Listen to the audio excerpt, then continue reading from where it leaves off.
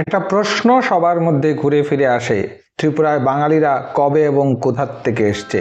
ত্রিপুরার রাজ্য গঠনের ক্ষেত্রে বাঙালিদের কি ভূমিকা রয়েছে এবং বাঙালিরা শুধুমাত্রই কি উদ্বাস্তু হিসাবে 1947-এর পরে অথবা 1971-এর পরে ত্রিপুরায় এসছে?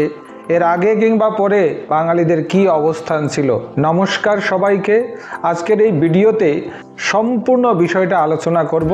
তবে একটা জিনিস আপনারা প্রত্যেকে জেনে রাখেন যে এই সিরিজে 5টা ভিডিও থাকবে। 5টা ভিডিওতে বাঙালিদের উৎপত্তি, বাঙালিরা কবে এসছে, বাঙালিরা কি অবদান রেখেছে, ত্রিপুরার রাজন্য শাসিত রাজ্যে বাঙালিরা কোন কোন ক্ষেত্রে অবদান রেখেছে, কোন প্রেক্ষিতে রেখেছে, চাকলা রুশনাবাদের এই ক্ষেত্রে কি ভূমিকা, আর ত্রিপুরার অর্থনীতির ক্ষেত্রে বাঙালিরা সেই সূচনাকাল থেকে আজ অবধি কি ভূমিকা রেখেছে, একদম তথ্য বিশ্লেষণ করে প্রত্যেকটা বিষয় আয়নার মতো পরিষ্কার করে দেব।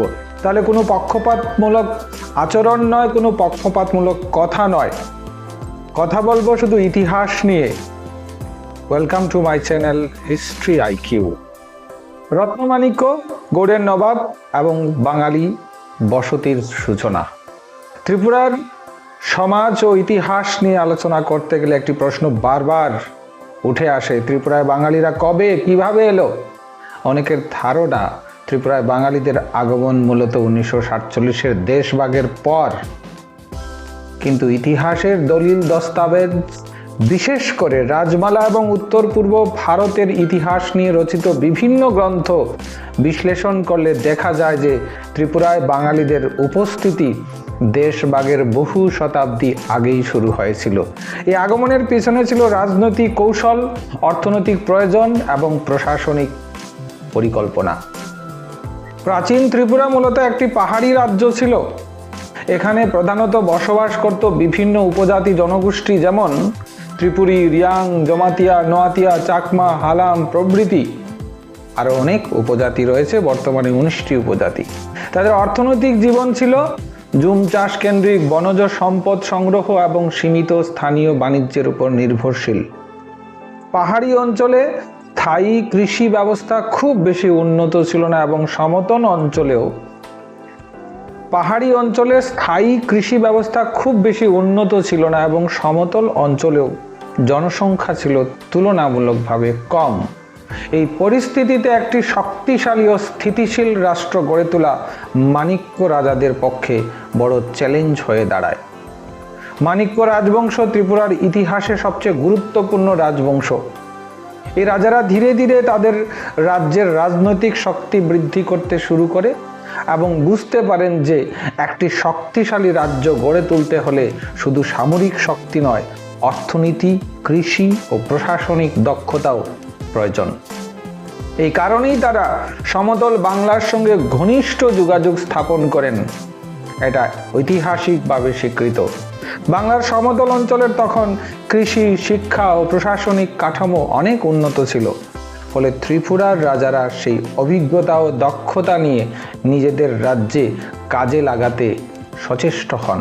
এই প্রেক্ষাপটে রত্নমাণিক্যের সময় একটি গুরুত্বপূর্ণ ঘটনা ঘটে। ঐতিহাসিক সূত্রে এবং রাজমালার ছন্দ তথ্যে জানা যায় যে রত্নমাণিক্য গৌড়ের নবাবের সঙ্গে যোগাযোগ স্থাপন করেন এবং প্রশাসনিক ও কৃষি উন্নয়নের উদ্দেশ্যে বাংলার বিভিন্ন অঞ্চল থেকে সম্ভ্রান্ত বাঙালিদেরকে ত্রিপুরায় নিয়ে আসেন। এবং বিভিন্ন ঐতিহাসিক সূত্রে উল্লেখ রয়েছে যে তিনি গৌড়ের নবাবের কাছ থেকে 5000 বাঙালি পরিবারকে নিয়ে ত্রিপুরায় আসেন। এই পরিবারগুলির মধ্যে ছিল ব্রাহ্মণ, কায়স্থ, কৃষক, কারিগর, প্রশাসনিক, বণিক সম্প্রদায়ের মানুষ।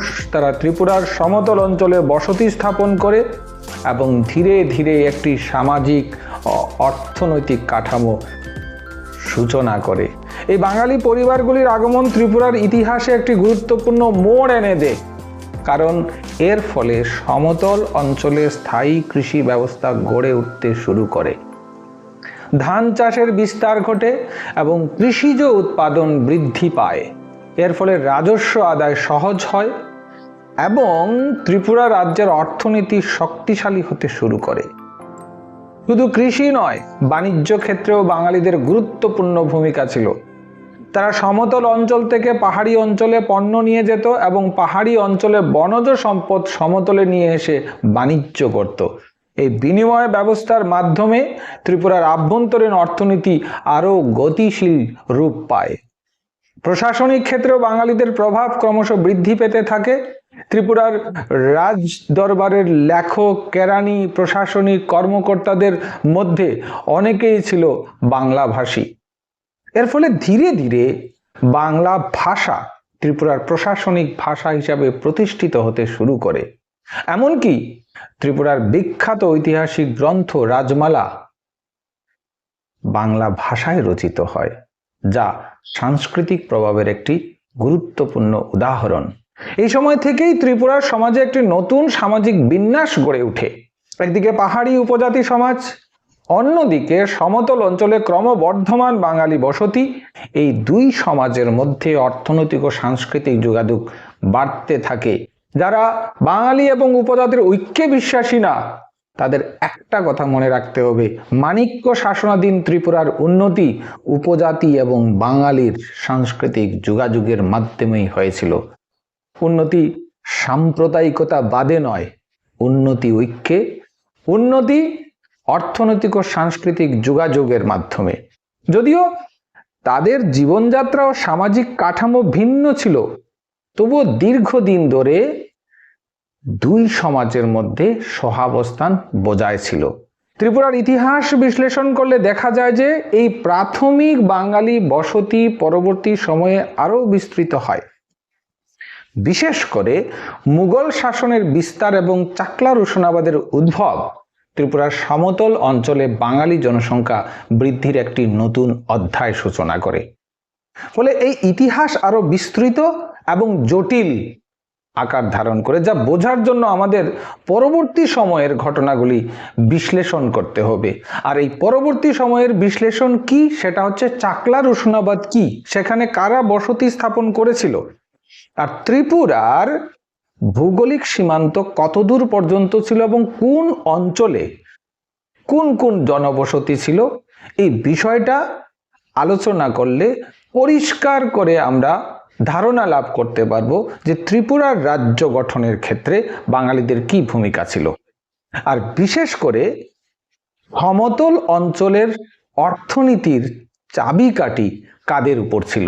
তাহলে মাণিক্য শাসনের সূত্রপাত থেকে বাংলায় যে পাল যুগ এবং সেন যুগের যে প্রভাব তৈরি হয়েছিল, সেটা ব্রিটিশ যুগ পর্যন্ত বহাল ছিল। আর 1947-এর দেশভাগের পর বাঙালি জনসংখ্যা উত্তরোত্তর বৃদ্ধি পেতে থাকে। আর এটা শুধুমাত্র ত্রিপুরার ক্ষেত্রে নয়, একটা যুদ্ধ, একটা দেশভাগ, প্রথম বিশ্বযুদ্ধ, দ্বিতীয় বিশ্বযুদ্ধ, এমনকি জার্মানির সুদেতান অঞ্চল, এই প্রত্যেকটা জায়গাতে একটা যুদ্ধ, একটা চুক্তি জনসংখ্যাগত পরিবর্তন অবশ্যম্ভাবী করে তোলে। আর এই বিষয়টা আরো বেশি উপলব্ধি করতে গেলে অবশ্যই পরবর্তী ভিডিওটা দেখবেন, যেখানে চাকলা রোশনাবাদ, মুঘল শাসন এবং বাঙালিদের অর্থনৈতিক ভূমিকা রয়েছে, যা পরবর্তী পার্ট 2-তে আলোচনা করব, যেখান থেকে পরিষ্কার হয়ে আসবে যে ত্রিপুরার রাজ্য গঠন এবং ত্রিপুরার উন্নতির ক্ষেত্রে বাঙালিদের কি ভূমিকা ছিল। তাহলে বাঙালিরা শুধুমাত্র 1947-এই এসছে, 1971-এই এসছে, এই বিশ্বাস নিয়ে যারা বিভেদ ছড়াচ্ছে তাদের জন্য এই ভিডিওটা রয়েছে। ভিডিওটা ভালো লাগলে লাইক করবেন, শেয়ার করবেন, আর পরবর্তী ভিডিও অবশ্যই দেখবেন। চ্যানেলে নতুন হলে সাবস্ক্রাইব করবেন। সবাই ভালো থাকবেন। নমস্কার।